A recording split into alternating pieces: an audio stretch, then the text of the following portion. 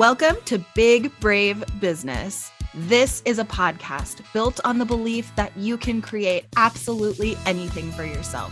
Whether it's a dream job or a dream life, it's all possible for you. I'm Amanda Nelson, a virtual assistant and digital marketer, and that's Sarah Heater, podcast producer and strategic consultant. Each week, we will share insights from working with dozens of clients, stories of how we got where we are, and encourage you to see us as your new business besties. So grab a cup of coffee and let's talk being brave in business. Welcome back to Big Brave Business. We are excited to be recording this episode. This is the first week of January that we're recording it, even though it will be a few weeks before you hear it. But we thought it would be fun to do an episode talking about kind of trends we're seeing with our clients and in our industries and make some projections for what is on the rise and what is on the decline for 2023. Welcome to our podcast, Amanda. How are you? Yes, well, I'm great. Welcome back. I am happy to talk about this with you because I think predictions are so fun because I think we've already decided that we're going to recap at the end of the year and see how right or horribly wrong we are about what we think is realistic for going to happen this year. So we'll see. I'm excited to talk to you about this and share I had all of my end of the year calls with my clients in the last couple of weeks and to hear what people's priorities are and to see where people are putting their efforts when it comes to their marketing and selling new products. I think it's a good time to talk about it. So tell me first about these end of the year calls. Is this something that you just had a natural organic need that clients wanted this, or is this something you initiated that you wanted to do with your clients? A little bit of both. I had some people that naturally reached out to me and were like, hey, I want to talk about my end of the year goals. As you know, as one of my clients, you initiated it when it came to that. Let's talk about what our plans are for the year. And then there were a couple of clients that I always like to keep a thumb on the pulse of all of my client accounts and see, if I feel like I don't know their direction on what their goals are for the year or even like a quarter or a month, I always want to check in and say, hey, what are you working on? Let's get a good game plan so that we're successful and we're shooting with a target and not just like kind of going by the seat of our pants here. So clients typically initiate it. However, if they don't, I do. Like I said, I love to start with a clean slate. I said that in the resolutions episode.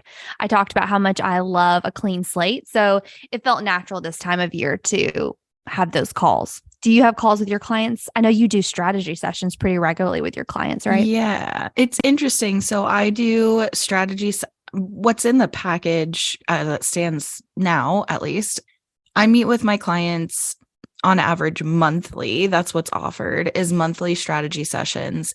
A lot of clients who are busier have businesses that are a little further along. They've been podcasting for a while now. They tend to do less than monthly. It feels like when I'm working with somebody who's new, they want to meet all the time. And once they get into a rhythm and they've got a lot of other priorities that they're juggling and whatnot, and they're feeling more confident, they tend to meet with me more like every other month or even quarterly.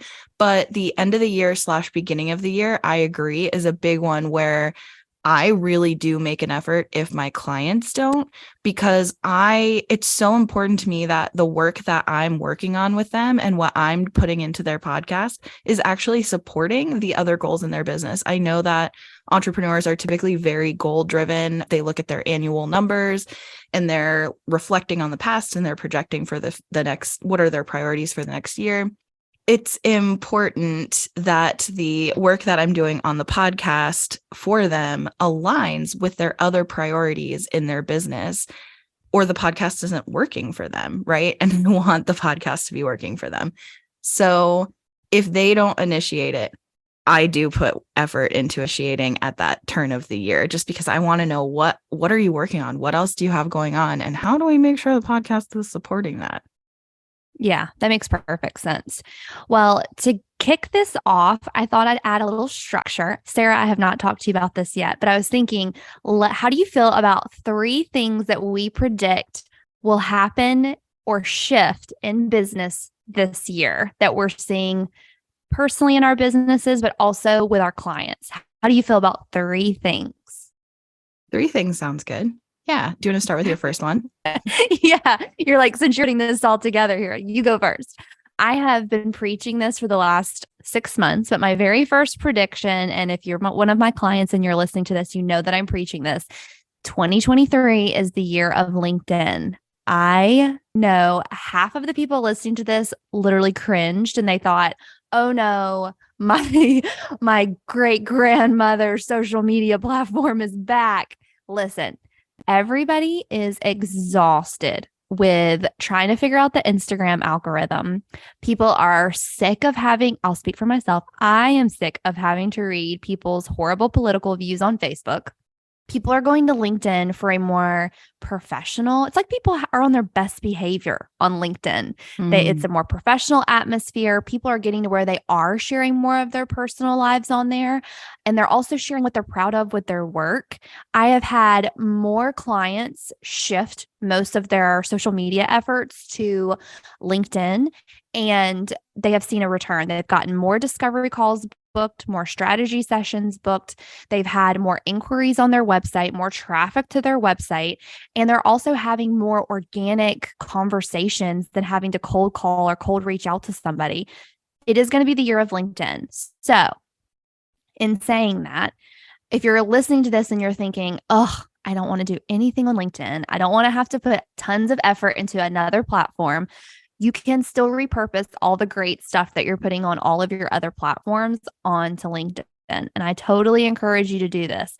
The same formatting that works for Instagram will still work for LinkedIn. You just need to make sure that your profile looks really great. You've got a customized header, that your bio looks good. If you do all those things and you start to put some engagement and time daily into LinkedIn, I bet 2023 will be the year that you see some traction coming from your great grandmama's social media platform.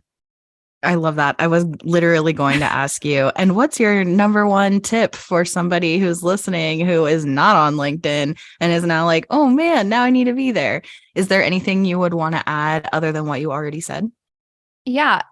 Posting regularly, which is a no-brainer, but making sure that you are posting things like articles, doesn't have to be super long, but something besides just a standard, hey, this is what I'm working on post, but maybe a post about what you're seeing in your industry, something that you're excited about that's happening in your industry, something that you would want to read yourself and pin it to your profile. So don't just post something and then put it out into the ether. There is an option in LinkedIn where you can pin it to your profile. So it's one of the very first things that pops up, and do that regularly. Regularly change out what you're pinning to your top of your profile so that people can see fresh content. It works well with the algorithm, and make sure that you are naturally having engagement with people that you want to work with. Also, there are groups in LinkedIn, if you didn't know that, very similar to Facebook pages, but there are people that are geared towards your industry. I highly recommend engaging. Go on other people's profiles and do that annoying thing where when someone says, "Oh, look, it's my work anniversary," tell them, "Great job. Like awesome. Like good for you. Hey, here's a $5 Starbucks card to get you a coffee today. Congratulations." And have that engagement with people that you can't get on Instagram anymore. Get your posts out there to people that are in your similar industry, and get the heck off of Facebook, for God's sakes. Facebook is the year that it will die in 2023. That's my tidbit. Is that your number two? Are you already doing number two? No, or are no, you no, just no, no, tacking no, that no. on? I'm Okay. just tacking that one on because Okay. I have a hate relationship with Facebook. As anybody that works with me knows, I'm like, don't do it. And we could have probably a whole episode on why I hate Facebook so much. I think there's 2 episodes coming in our future, a LinkedIn episode and an anti-Facebook. I mean, or just a Facebook discussion, because I'm not anti-Facebook, so it's fine. Yeah. I know there are people out there that have big feelings about it in a positive way. I have just seen like the steady decline. I think as anybody that works with social media companies or is a social media manager themselves, there's a major love-hate relationship with it. And we could have and we will have a whole episode on our thoughts on social media and social media management. But for now, I'm going to stand with that as my strong number one. You're up, Sarah. I love it. Okay. My number one is going to be that the podcast advertising numbers are going to significantly increase. I'm going to say double, if not triple, from previous year. So podcast advertising, as podcasting has become a bigger and bigger platform and more people are starting podcasts are having more listeners, more and more podcasts are hitting million download numbers, etc. Advertisers are seeing a really good return on their investment. And it's such an untapped marketing opportunity that a lot of people haven't bought into advertising on podcasting yet. So we've got this sort of indie stream of advertisers that are not the smaller guys, like the individual people, and they're not the big corporations yet, because neither of those two parties have necessarily bought in. So we tend to hear, if you listen to a lot of podcasts, we tend to hear ads for a lot of the same things over and over, no matter what the podcast is, because those are the people who are putting in money into advertising on podcasts in the past. But I think that as the industry has grown and been stable for a longer period of time, and we're able to really see the trends of the return on investment, of the click-through rate, of the conversion rate, et cetera, we're actually going to see a huge increase. So many people who are just independent creators like you and me, and probably people who are listening, we would spend money in advertising on Facebook or Instagram or whatever.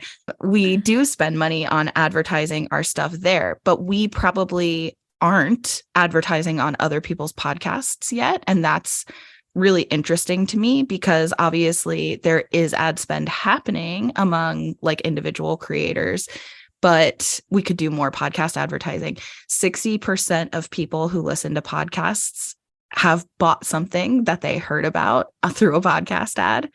And that conversion rate is just pretty wild. So if you think about potentially converting 60% of the people listening to a podcast, that's really good advertising dollars. If you compare that to like your click-through rate or your conversion rate on your Facebook ads, I mean, it's a no-brainer. And then additionally, I think we're going to see a lot more buy-in from corporations, because they have huge marketing budgets and they're investing in so many old school advertising methods, but the return on investment is so much higher. It's kind of like when all of the corporations finally got on Twitter and started going nuts on Twitter.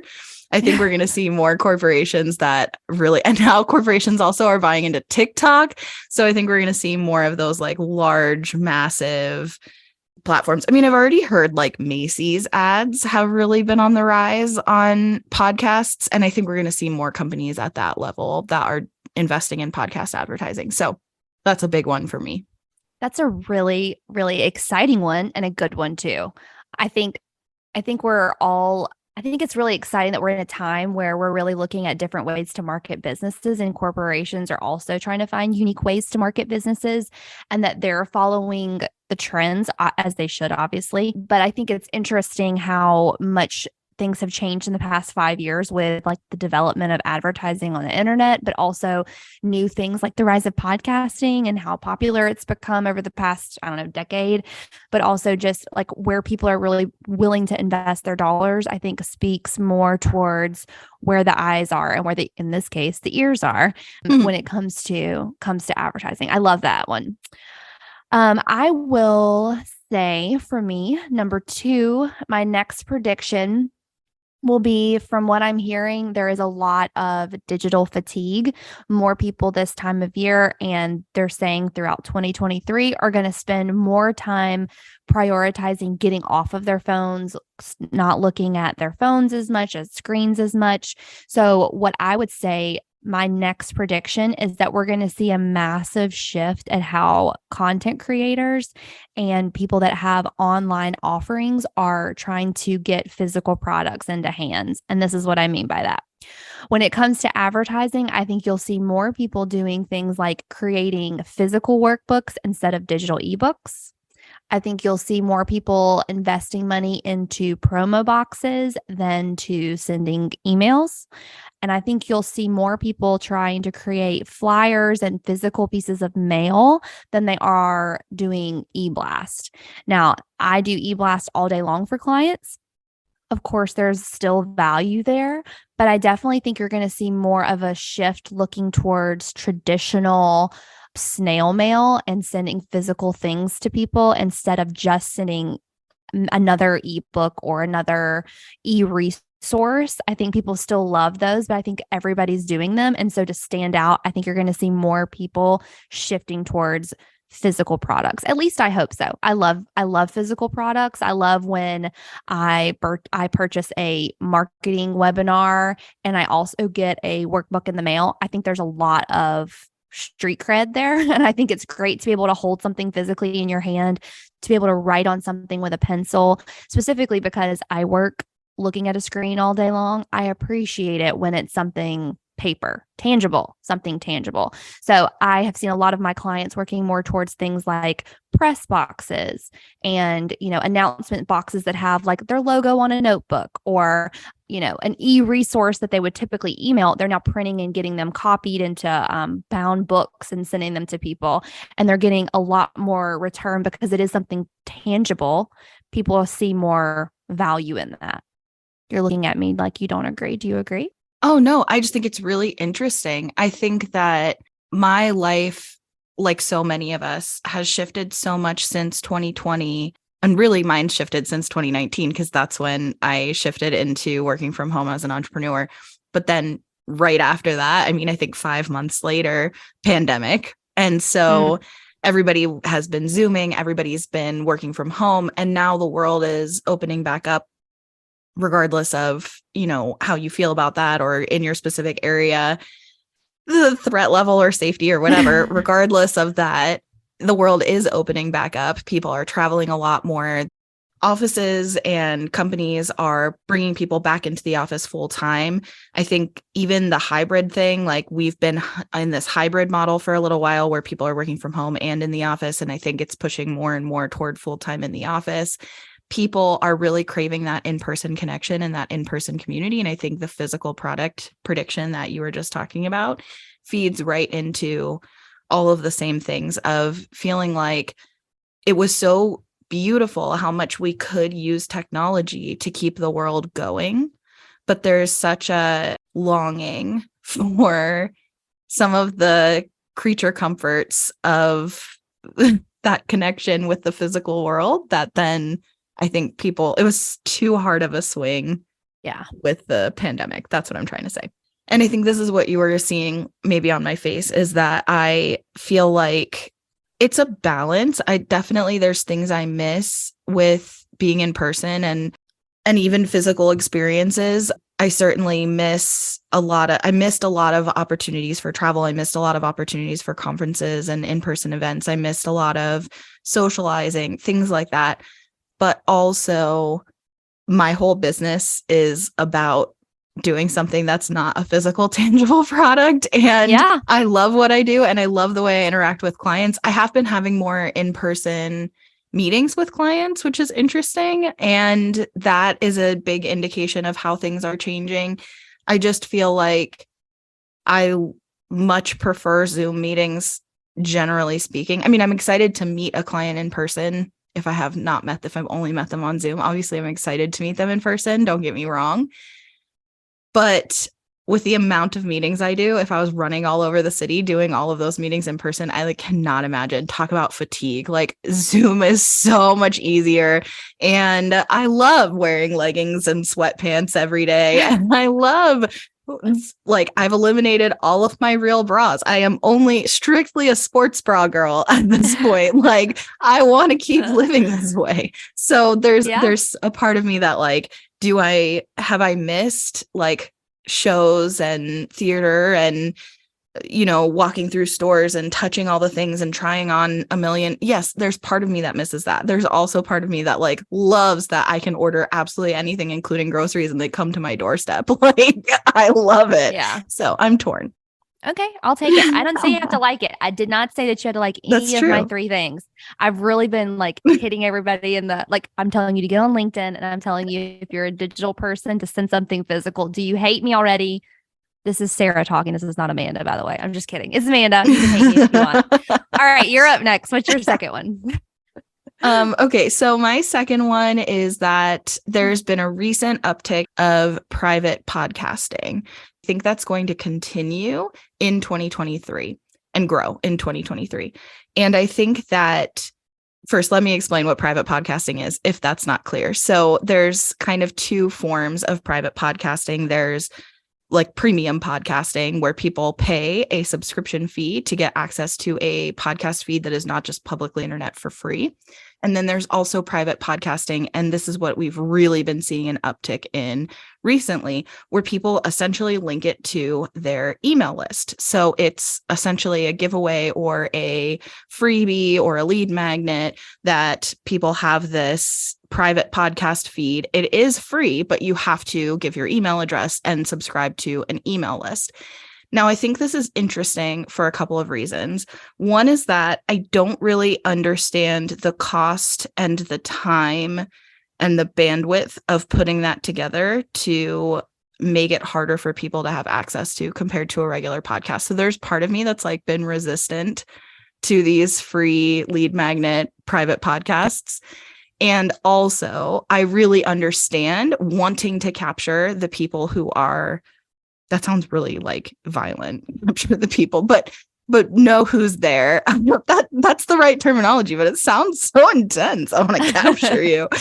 You want to capture the information of the people who are listening, because, and we can attest to this, we just launched our first 3 episodes this week at the time that we're recording this.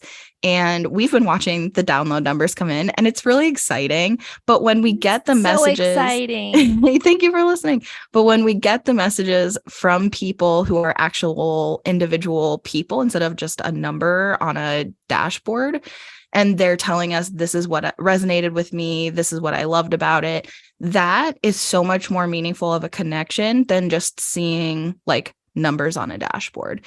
And to a certain extent, in business, as we're seeing all these people engaging with our content in our stats and our metrics for podcasting, not knowing who they are and not being able to like keep those people in our circle and continue to engage with them is definitely an obstacle with podcasting.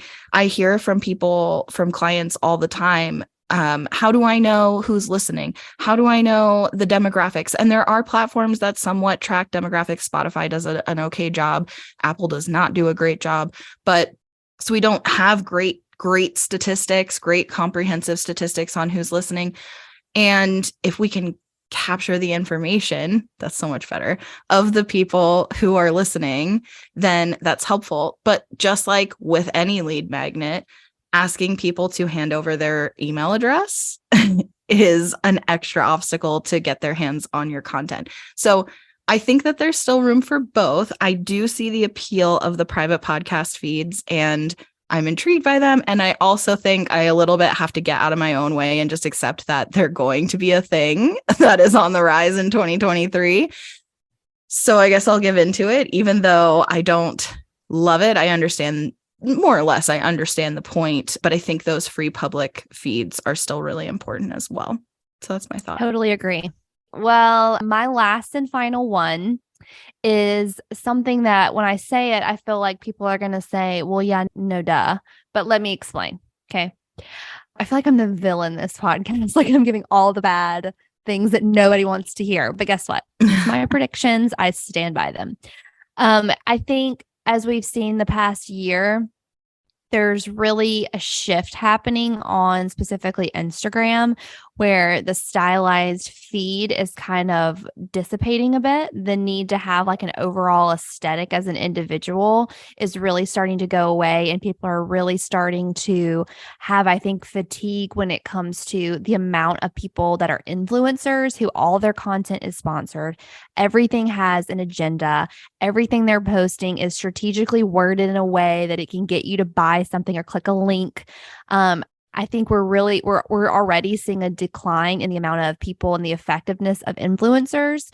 I have a couple of clients who have partnered with influencers in the past. They never seem to have, no matter how large the audience, very rarely are they worth their weight in advertising dollars. The amount of headache and hassle and contract signing and agreeing and coming to, let me go ahead and send you this money. I'll send you the product and you can give me a review and all that.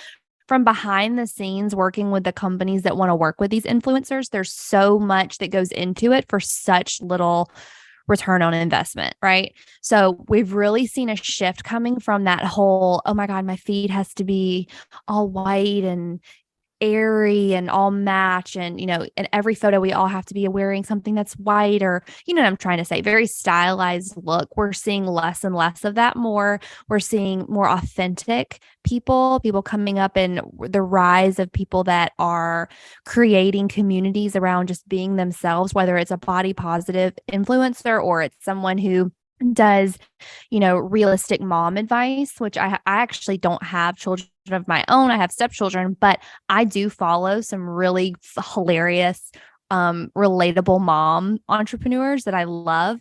We're really seeing a rise in the relatability and less of the perfection, and I'm so happy to see that on Instagram. There's not this like people are quicker, I think, to relate and to call out when they see things that are not authentic. And we used to be a culture, I think, just a few years ago where it was like you had to have it perfect for the gram. And now it's like there's this rise of people that are like, this is what my face looks like when I wake up in the morning. I don't put Facetune app on my phone, on my face anymore. Or, there's just a big rise of people saying this is my authentic self, and piggybacking off of that and that movement that's happening. I'm noticing with my clients, they're really dialing in on not being for everyone, but being for their specific audience, which is marketing 101 when it comes to marketing your business, knowing your audience and targeting them directly. But it's harder than you think because you want to be for everybody. You think as an entrepreneur, I want to be able to market to everybody. I want everybody to be my customer. Well, guess what? Not everybody's going to be your target demographic. I work with dietitians who strictly work with older women. Guess what? Your marketing needs to reflect that. And don't feel bad if you're not for men or if you're not for a younger demographic. You are for who you are for. And that authenticity shows up. If you are generic and you're just shooting across the board with your messaging, with your photography, with your copy on your website, it will show up. It will not be effective. And I think we're really seeing that on Instagram specifically of, I'm going to show up and be who I am, and the audience that is for me will find me. And it's really not so much about, do I have 50,000 followers? It's more like, do I have 1,500 people who are my people, who are going to buy my products, who's going to support my business, who want to see ugly pictures of me in the morning when I wake up and I have drool across my face and want to see my cute dog just as much as they want to see my new coaching program. So I think, and I hope that this trend continues where we're moving away from the Kardashian perfect feed, face-tuned, whatever, no shade thrown there. But I hope we're continuing to move in a more authentic way this year because we all deserve a little bit more authenticity in our lives. First of all, I agree. I love that trend. I see that too. And I hope that there's more of that coming. Second of all, authenticity is a brand. And one thing that I would kind of push a little bit on, because if we do listen to this and we go back and compare, I do want this on the record. I do think that what we'll see is an increase in influencers who authenticity is their brand. Yeah. And I'm thinking about people like Elise Myers, who started on TikTok, just telling stories about her life and sharing her vulnerabilities. And she's very, very vulnerable with her anxiety and her insecurities and this and that. And she also shares how much pressure it is because everybody's watching. It is also a brand. She has been able to leave her job. She's supporting her family using this influencer brand. She just started a podcast. She is on, of course, every platform at this point as well. That's still an influencer, though. That's still a brand. It just looks different. And I think the dangerous thing here is, and I'm not saying this about Elise Myers, I think she's very genuine, but the danger here is people claiming quote unquote authenticity because they're being vulnerable, not because that authenticity and vulnerability are not the same thing. And so, not that you were saying this, I'm not like saying, Amanda, you're wrong. I'm not saying that. I just want to add and like expand on that I think something that I stress to the people that I work with podcasts that I consult on their podcasts is knowing who they're speaking to, and to your point, like really knowing who's in their audience. Podcasting gives you the opportunity to connect with someone mimicking the intimacy of a phone call. And to have that level of intimacy in someone's life is very influential. But the only way you achieve that level of intimacy is to talk to that person like you're on a phone call. And if that's the case, then you have to be really clear on who that person is. If you try to talk to everybody, then it's not going to feel like a phone call, is it? It's going to feel like a stage in a stadium, right? Or something like that. It's going to feel like an announcement. It's going to feel like a Facebook post projected to the world, and not an individual personal phone call. If you talk to somebody on the phone for 25 to 45 minutes a week, think about how personal that conversation would be. But in that, I always stress to people that I consult with that authenticity and vulnerability are not the same. Sharing things that are vulnerable is a choice.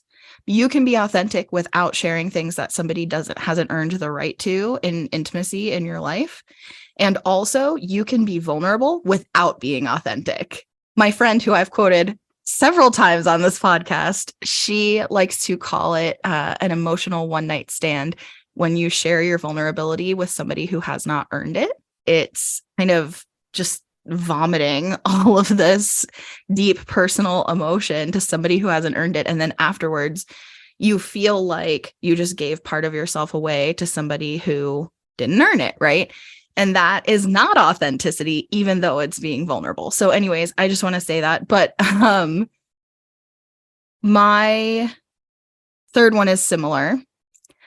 My third one is that I think there has been an increase. Well, I know there has been an increase in calling out toxicity and in challenging and questioning the way things have always been, or the way things are with people who are in higher positions of influence and power, and challenging that. And we're seeing a huge shift in like demanding better working conditions and sort of this workplace revolution, right? Which is what so many of us who are in this community are experiencing or have experienced. That's why we're even trying to do this entrepreneurship thing or working from home or whatever.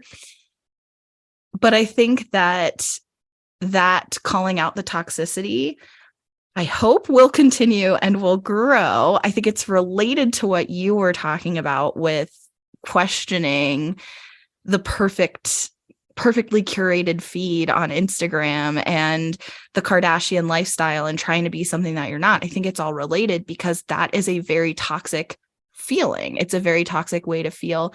It causes us to all feel shitty about ourselves, and we don't want to spend time in places that make us feel shitty anymore.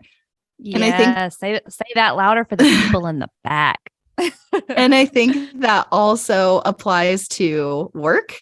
I think that also applies to online spaces for business. And so without, like, again, I'm not going to go too far down that rabbit hole in this episode, but there's a lot of toxic business advice that exists out there. There are a lot of toxic business communities that are rooted in white supremacy, that use literal cult teaching, cult psychology to teach and to coach. And so that leads to making people feel like shit. And so I'm just going to emphasize, I feel like I say this in every episode, but I'm just going to keep on emphasizing that if you are following someone who makes you feel like shit, stop following them. Like, only follow people. Immediately.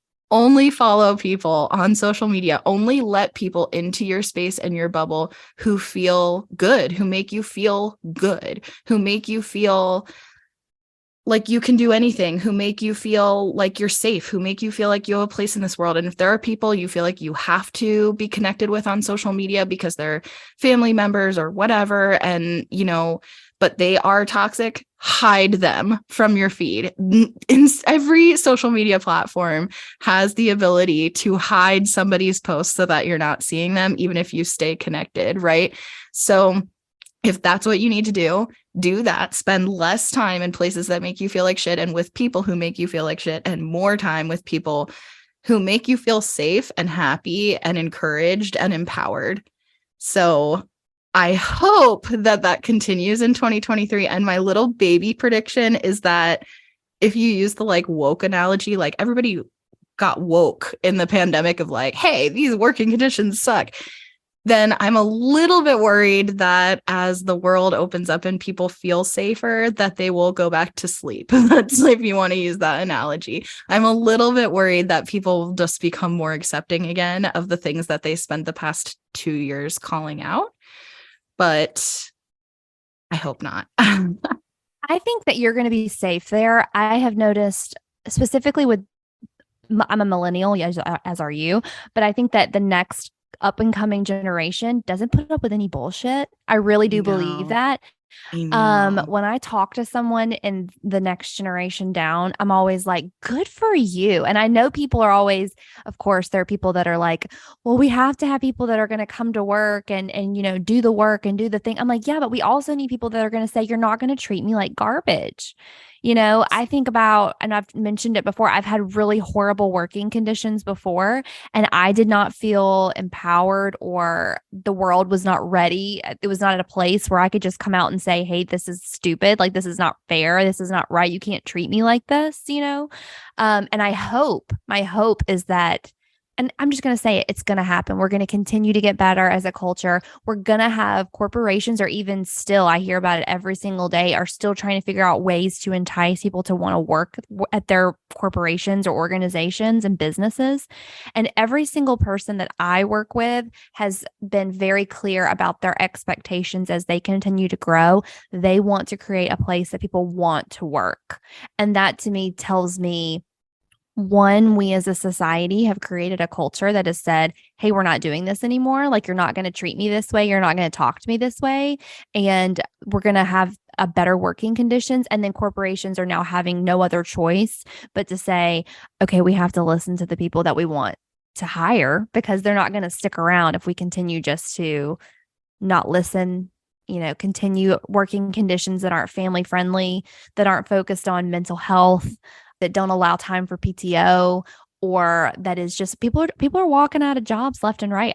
When I left corporate, there was a mass exodus of people who were trying to get the heck out of there because the management was changing and it wasn't the same as it used to be, and the perks that we were sold on when we were employed there were starting to change. People left, and guess what?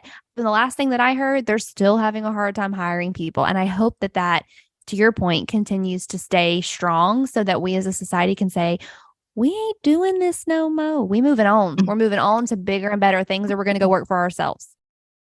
Yeah. And if you can't treat me the way I deserve to be treated, then I will go find someone who will, or I'll do it myself. Right. I think Miley Cyrus has just teased a new song that is like, I can love myself better than you ever did kind of lyrics.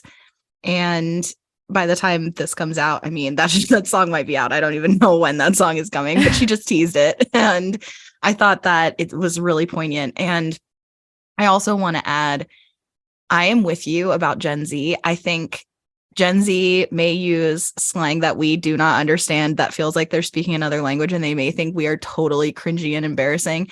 And that's okay. I truly believe that Gen Z is going to save the planet. And I say this all the time. Everybody always hates on the generation the next coming generation. And I really want to push millennials to be different, that we got so much hate. We still do, just for being millennials. Let's do it. Let's do this differently too. And let us just love and support Gen Z, because seriously, they are going to change the world. I went to Starbucks to meet up with a client. Like I said, doing more in-person meetings. And there was a homeless gentleman outside of the Starbucks who had a total emotional breakdown, and he was crying and he was saying he doesn't want to live like this anymore and he didn't know what to do. And a Gen Z Starbucks employee brought him a cup of water, gave him a hug, and then kept her hand on his shoulder and was telling him that it's going to be okay, that every time that she has hit rock bottom, only the best things happen when you're at rock bottom, and that it's going to get better and that he's not alone. And he was crying and crying to her, and he kept apologizing. And she said, you don't need to apologize. Sometimes you just need to cry it out, and it's okay to cry. And then he was saying that he just didn't want to go back to the streets tonight. And she told him to hang on. She came back out and she handed him a paper that had information for a place where he could go get a hot meal and a shower. And she said they will have hopefully more information and resources for you as far as places to sleep.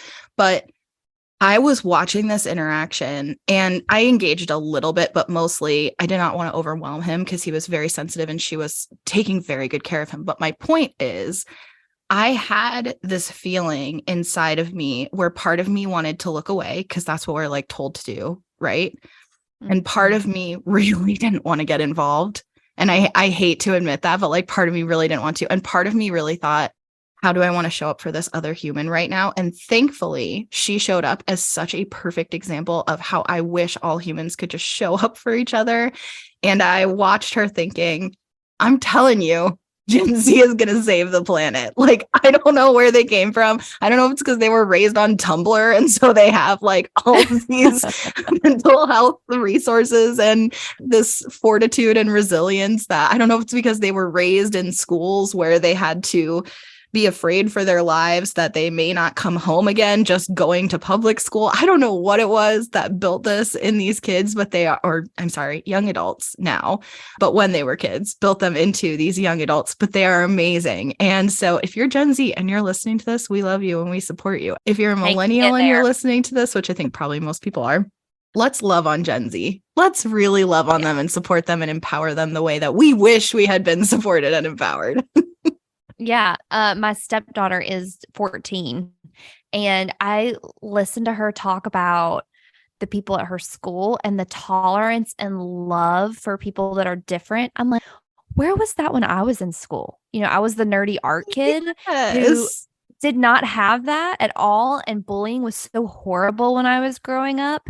And so now I hear her talking. I asked her just the other day, I said, do y'all have bullying? Like, do y'all have issues with that? She was like, no. That's just not tolerated at their school anymore. And to your point, it may be because we all grew up in, you know, a society where you could get shot going to school. And so they don't tolerate that. That's just not a part of the culture anymore. I don't know. But it is the most, she goes to this like just regular public school. And I'm in the South and there is no racism. They are very open and accepting to individuals that identify as non-binary or are, you know, in the gay community. And if there's just so much of an acceptance that wasn't there when I was growing up. And I am like rooting for it so hard. I'm like, this is gonna change the world. My stepsons a few years ago, they were both, I think one was actually late middle school, one was early high school. We had watched a movie and one of them made a comment of, you can always tell that movies made about high school and middle school are made by adults who haven't been to school in a long time because it's not anything like what school is like. And my partner, Eric, and I looked at each other and we were like, what do you mean it's not like school? I mean, how so? And they said, this whole clique thing with like popular kids and like whatever, like that's not a thing. And we're like, wait, you don't have popular kids? Like they literally don't have popular kids at their school. I mean, they're graduated now, but we were so genuinely so confused. And we thought maybe they're boys and they're a little on the young side. So a few years later, we brought it up to them again. And we're like, hey, do you remember when you said this? Do you still feel that way, that there were no popular kids? And they said, oh, yeah, definitely. That whole trope in media is just total bullshit. And we don't relate to it at all.